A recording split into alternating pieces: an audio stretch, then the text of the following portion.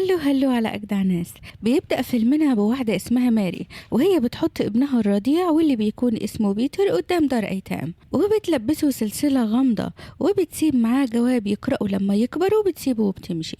وبعدها بتعدي السنين وبنشوف بيتر بيكبر وبقى عنده 12 سنة، وبيكون لسه موجود في دار الأيتام. وفي الوقت ده بيكون عنده صديق مقرب اسمه نيس، ودايما بيقضوا وقتهم في الدار سوا. لكن المشكلة اللي بتواجههم هي رئيسة الدار، واللي بتكون واحدة ست مستبدة وشريرة، وبتعامل كل الأولاد اللي في الدار بطريقة قاسية جدا مفيش طفل يستحملها.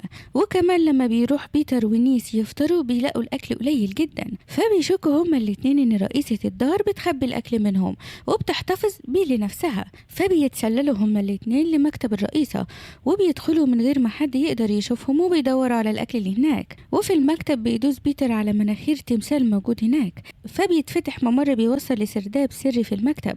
ولما بينزلوا هما الاتنين بيلاقوا أكل كتير جدا، وبتطلع شكوكهم في محلها، وإن الرئيسة بتسرق الأكل بتاعهم. وكمان بيلاقوا فلوس كتير جدا، وأوضة كاملة بيكون فيها سجلات الأولاد اللي في الدار. وبيشوف بيتر الملف بتاعه، وبيلاقي الجواب اللي أمه ماري سابتهوله يوم ما حطته عند الدار ومشيت. فبيحاول بيتر يقرأ الجواب، لكن أول ما بيبص في الحروف بتفضل تتبدل وبتفضل تتحرك بطريقة غريبة جدا. فبيديه لنيس علشان يقراهوله، فبيقراهوله وبيقوله إن أمه ماري بتعتذر له في الجواب، وده علشان إنها سابته في الدار زمان، وإن هي بتحبه جدا وكانت مجبرة إنها تسيبه في الدار علشان مصلحته. وبتقوله إن هو ولد استثنائي ومميز جدا، وإنه هيكتشف ده بنفسه مع الوقت. وبتوعده إن هم هيتقابلوا هما الاتنين في يوم من الأيام، سواء في العالم ده أو في عالم تاني. وفي اللحظة دي بتدخل عليهم رئيسة الدار، فبتاخدهم الرئيسة وبتفضل تزعق لهم، وبتقول لبيتر إن هو ولا مميز ولا استثنائي ولا أي حاجة، وإن هو مجرد ولد طفل يتيم أمه تخلت عنه علشان مش عايزاه. وبتقطع الجواب اللي أمه سابتهوله، وبتقرر الرئيسة إنها تعاقبهم هما الاتنين وتجلدهم مع بعض. ولما بيجي الليل بيكون بيتر ونيس صاحيين لوقت متأخر، وبيكونوا بيتكلموا سوا بخصوص الرئيسة المستبدة دي. ولما بيناموا بيتفاجئوا بقراصنة متعلقين بحبال وبينزلوا من السقف وبيسرقوا الأولاد اللي نايمين. وطبعا أول لما هما الاتنين بيشوفوا اللي بيحصل ده بينزلوا تحت السرير وهم مرعوبين، وبيقرروا يطلعوا من الأوضة على طول. ولكن للأسف في قرصان بيخطف نيس، وما بيلحقش نيس إنه يهرب من الأوضة. ولكن بيتر بيقدر يفلت منهم وبيفتح باب الأوضة علشان يهرب، ولكنه بيتفاجئ برئيسة الدار واقفة قدام الأوضة، وبتضربه وبترجعه للأوضة مرة تانية، وبتخلي قرصان يخطفه. وهنا بنفهم إن رئيسة الدار متعاونة مع القراصنة دول، وإن هي اللي بتكلمهم علشان يجوا يخطفوا الأطفال، وأكيد بتاخد منهم مقابل. وبيحط بعد كده بيتر فوق سفينة القراصنة، وبيكون مع نيس، وبيتفاجئوا إن السفينة طايرة في الهواء، وإن السفينة مش عايمة في المية ولا حاجة. فبيقرروا هما الاتنين إنهم ينطوا من السفينة، وبالفعل بيقدر نيس إنه ينط من فوقها وبيهرب. لكن للأسف بيتر ما بيلحقش ينط من السفينة وبتطير بيه، وبتفضل السفينة تطلع لفوق لدرجة كبيرة جدا لحد لما بينتقلوا فجأة لعالم تاني. وبيتر بيكون بيشوف اللي بيحصل ده وهو مش مصدق ولا فاهم حاجة. وبتفضل السفينة مكملة في رحلتها في العالم ده لحد لما بيوصلوا لمنجم مليان عمال، وكل العمال بيكونوا بيغنوا وبيرحبوا بكل الأولاد المخطوفين، واللي بيتر بيكون من ضمنهم.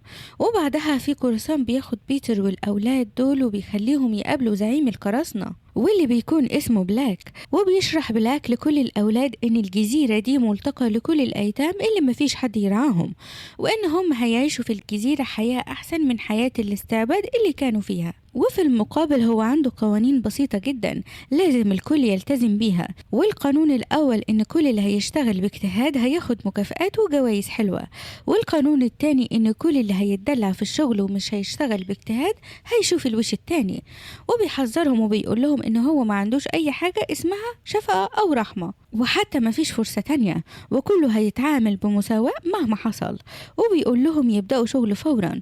فبيبدأ كل العمال إن هم يحفروا في المنجم، وبيتر بيكون سامع كل اللي بيحصل ده وهو مصدوم، وبيكون مش فاهم أي حاجة، ولكنه بيبدأ يحفر زي باقي العمال. وبيروح بيتر بيسأل عامل في المنجم اسمه سام، وبيقول له ليه كل اللي موجودين بيحفروا في المنجم وبينقبوا على إيه بالظبط. فبيقول له سام إن هم بيدوروا على شيء غالي جدا، وبيكون اسمه تراب الجنيات السحري، لكن بلاك تسبب في انقراضها علشان التراب السحري بتاعها. فبيسألوا بيتر هو بلاك عايز التراب ده يعمل بيه ايه؟ فبيرتبك سام وبيقوله ما ينفعش حد يتكلم في الحاجات دي، وبيسيبوا سام وبيمشي. ولما بيجي الليل بتكون ايد بيتر متعورة جدا من كتر الحفر، فبيعرض عليه عامل في المنجم اسمه هوك ان هو يصلح له الآلة اللي بيحفر بيها علشان بتعوره. فبيفرح بيتر بمساعدة هوك ليه وبيحاول يتعرف عليه، لكن هوك بيرفض يتعرف عليه وبيقوله ان هو ما يتعودش على المساعدة دي لان دي اول واخر مرة هيساعده فيها. فبيتحرك بيتر وبيسكت. وبيجي تاني يوم وبيكمل بيتر حفر لحد لما بيقدر يلاقي بلورة من تراب الجنيات السحري. فبيحاولوا العمال ياخدوها منه، لكنه بيفضل بيتر يدافع عنها باستماتة وبيرفض يديها لأي حد وبيفضل يشتمهم. فبيتقبض على بيتر بتهمة العصيان وبياخدوها علشان يودوها لبلاك. وبالفعل بيتحط بيتر مع كل الأولاد المذنبين اللي ارتكبوا جرائم زيه فوق السفينة اللي بتطير.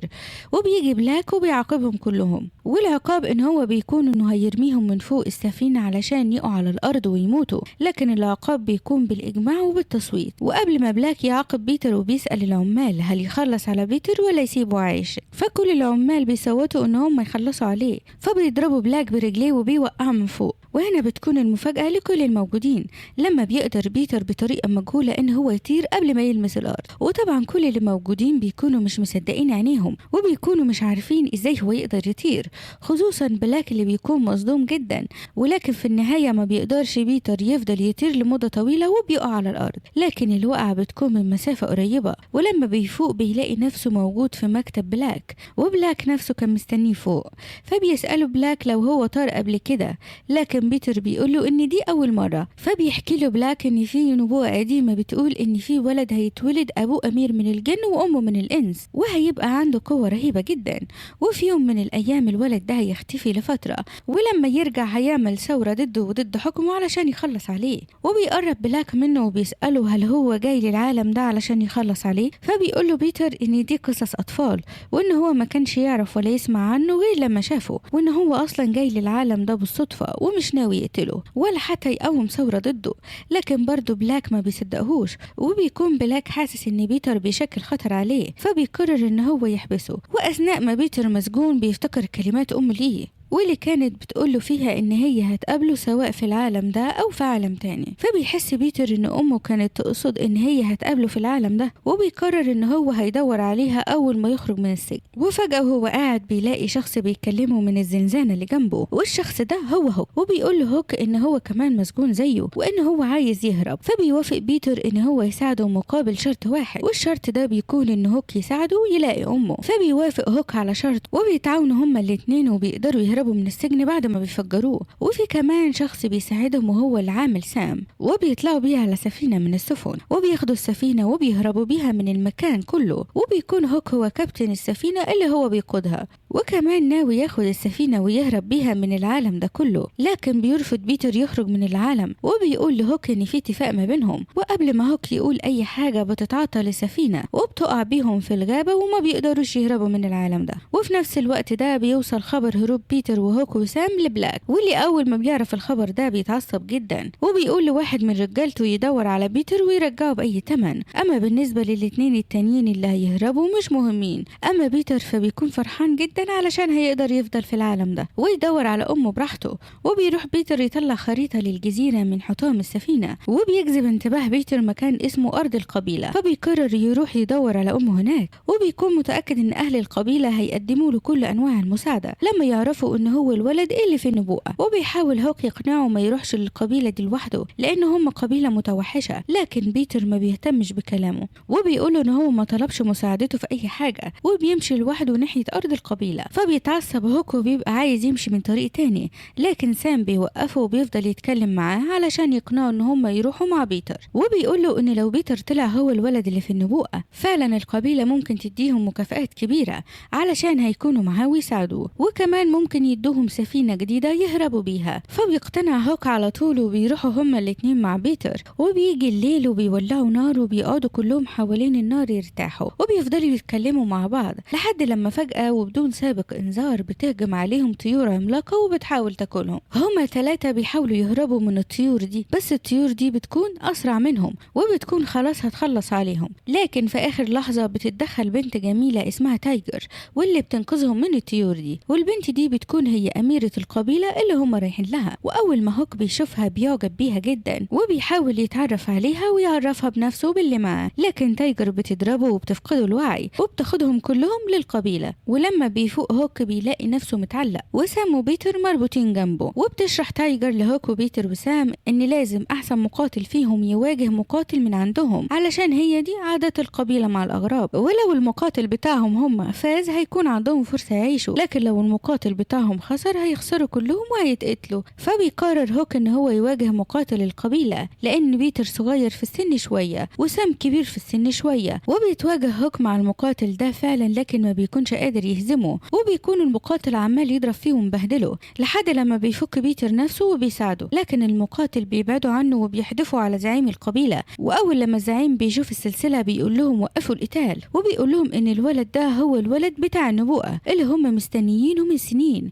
واول لما بيعرفوا كده اهل القبيلة بيبدأوا ينحنوا لبيتر، وبعدها بتقعد تايجر مع بيتر والباقيين وبتحكي لهم قصة القبيلة، وبتقول لهم ان زمان بلاك زعيم القراصنة كان مدمر كل شيء ومحدش كان قادر يقف قصاده، وعشان كده زعيم القبيلة دي اتعاون مع ملك من ملوك الجن علشان يخلصوا على بلاك وعلى شره، وبدأت الحرب بينهم. واثناء الحرب دي الامير ابن ملك الجن قابل بنت اسمها ماري، وساعتها الامير وقع في حبها، وماري دي هي اللي تبقى ام بيتر. وفي نفس الوقت كانت حبيبة بلاك زمان لكن هي ما كانتش بتحبه، ووقعت ماري في حب امير الجن هي كمان. ولما بلاك عرف كده قرر يقتل ماري، وعشان امير الجن يقدر ينقذها اتحول لشخص بشري وخدها معاه وهرب من العالم ده، لكن تحوله ده ما كانش ببلاش لان الجن اللي بيتحول لشخص بشري بيموت بعدها بيوم واحد بس. وبكده يكون امير الجن ضحى بنفسه علشان ينقذ ماري من الموت وعشان ينقذ ابنهم اللي هو بيتر. ولما مات امير الجن كان بلاك بيدور على ماري وبيتر، عشان كده انتقلت ماري لعالم البشر وخبت بيتر هناك. والقبيلة دي هي اللي صنعت السلسلة اللي بيتر لابسها علشان يعرفوه لما يرجع.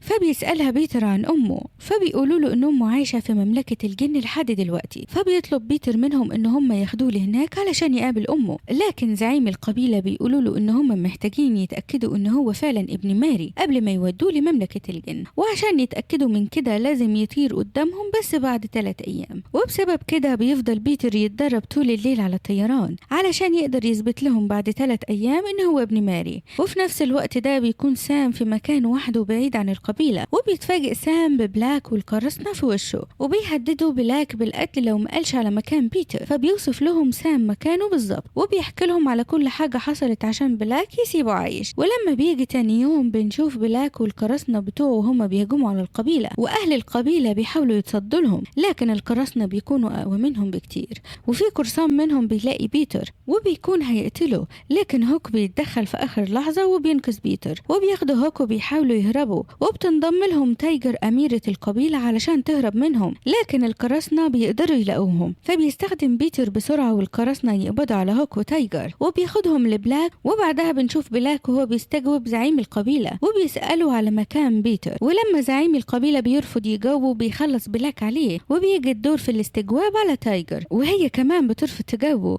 ولكن قبل ما يقتلها هوك بيقاطع بلاك وبيقول له ما يقتلهاش وهو هيقول له على كل حاجة، وده عشان هوك معجب بتايجر. وبيقول هوك لبلاك ان بيتر رايح لمملكة الجن يدور على امه، وفي اللحظة دي بيطير بيتر فوقيهم وبيكون راكب فوق ظهر طائر من الطيور العملاقة دي وطايرة بيه، وطبعا بتحصل فوضى في المكان كله وكل الموجودين بيشتبكوا مع بعض مرة تانية. ووسط الفوضى دي بيقدر بلاك يضرب الطائر اللي بيتر راكب فوقيه، وبيقع بيتر من فوقيه، وبيروح بلاك لبيتر وبيقول له ان هو عمره ما هيلاقي امه، وبيكون بلاك هيقتل بيتر لكن في اخر لحظة بيتدخل هوك وبيروح ياخد تايجر وبيهربوا من المكان. ولما بيبعدوا عن مكان القبيلة بيقول لهم بيتر ان هم كذبوا عليه، وبتقول له تايجر ان هي لو ما قالتلوش كده كان هيرجع لعالم البشر وهيتخلى عنهم للابد.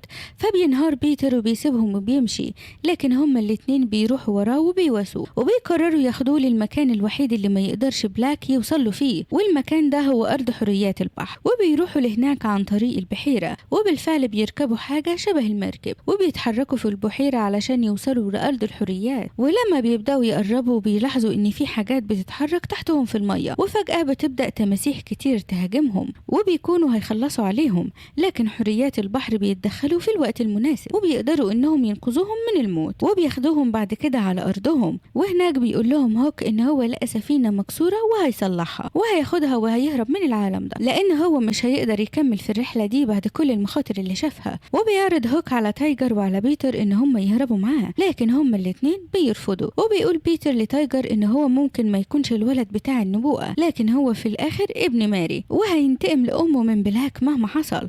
وبيطلب بيتر من تايجر إن هي تاخده لأرض الجنيات، وده علشان يتحدوا مع بعض ويخلصوا على بلاك سوا. وبينطلقوا هما الاتنين في رحلتهم لأرض الجنيات، وبيقدروا يوصلوا لهناك، لكن بيلاقوا حيطة تمنعهم من الدخول، ومكتوب على الحيطة دي إن محدش يقدر يدخل غير بمفتاح الأمير. فبيزعل بيتر لأن هما مش معاهم المفتاح ده، وبكده مش هيقدروا يدخلوا للمملكة. لكن في اللحظة دي بيتفاجئوا هما الاتنين بإن بلاك ورجالته واقفين وراهم، وبيطلعوا كانوا مراقبينهم من الأول، لكن بيكون بلاك مستنيهم يوصلوا للمملكة دي. وبياخد بلاك السلسلة بتاعت بيتر منه وبيقول له إن السلسلة دي هي مفتاح المملكة. وبيستخدم بلاك السلسلة وبيفتح مملكة الجنيات، وأول ما بيفتحها بيفرح جدا وبيقول إن هو أخيرا هيقدر يعيش للأبد. وهنا بنكتشف إن بلاك بيستخدم تراب الجنيات السحري علشان يفضل شباب، وإن هو كان بيدور على مملكتهم من زمان علشان يسيطر عليها وعلى كل التراب اللي فيها ويفضل شباب وخالد للأبد. وبتكون مملكة الجنيات مليانة كائنات صغيرة واللي هم الجنيات، وبيكونوا ما بيقدروش يدافعوا عن نفسهم. فبيدخل بلاك للمملكة بالسفينة بتاعته، وبيقوم رجالته يحرقوا أي جنيات في طريقهم. فبيزعل بيتر على الجنيات جدا وبيقول لبلاك يوقف كل اللي بيعمله ده، وإن هو هيعمله أي حاجة هو عايزها. فبيقول له بلاك ينحني ليه وهو هيوقف اللي بيعمله، لكن بيتر بيرفض ينحني ليه، وبيقول له إن هو ابن محاربة وابن أمير من الجن ومش هينحني لشخص زيه. فبيقرر بلاك إن هو يقتله، لكن قبل ما يقتله بتيجي سفينة تخبط سفينة بلاك، والسفينة دي بتكون سفينة هوك، واللي قرر يرجع لهم مرة تانية علشان ينقذهم. وفي اللحظة دي بيبدأوا كلهم يشتبكوا مع بعض، وبعد معركة طويلة بتتدمر سفينة هوك، وبيقع هوك من مكان عالي وبيكون هيموت، لكن بينط بيتر وراه وبيقدر يطير وبينقذ هوك قبل ما يلمس الأرض ويموت. وبيروح بيتر يحط هوك في مكان آمن وبيطير من تاني علشان يرجع يخلص على بلاك، لكنه ما بيكونش رايح لوحده، وبيكون معاه كل الجنيات اللي في المملكة. وبيتر والجنيات بيروحوا يشتبكوا مع بلاك ورجالته وبيقدروا يتفوقوا عليهم في المعركة. وعلشان كده بلاك بيمسك تايجر وبيهدد بيتر إنه هو هيقتلها، لكن الجنيات بتقدر تنقذ تايجر من تحت إيده وبيربطوه في السفينة. وبيروح بيتر يمسك تايجر ويطير بيه وبيوقع السفينة من مكان عالي وبلاك جواها. وبعد المعركة بتبدأ الجنيات تتشكل على هيئة ماري أم بيتر، وبتروح ماري تتكلم مع بيتر وبتقول له إن هي فخورة جدا بيه. وبيكون بيتر في الوقت ده متأثر وبيقول لها إن هو تايه من غيرها، فبتقول له ماري إن هو وسط أهله وشعبه وعمره ما هيكون تايه ما بينهم، وإن هي دايما هتكون جزء منه ودايما هيبقى حاسس بوجودها جنبه. وبتودعه ماري وبتختفي. وبعدها بنشوف بيتر وهو في دار الأيتام اللي اتربى فيها، وبيكون جاي ياخد صاحبه نيس وكل الأولاد اللي في الدار للعالم التاني علشان يعيشوا في العالم ده مع بعض بسلام. وبيخلص الفيلم على كده. وما تنساش تقول لنا رأيك في الفيلم ده في التعليقات، وكمان تقدر تقترح علينا أفلام نلخصها. وسلام.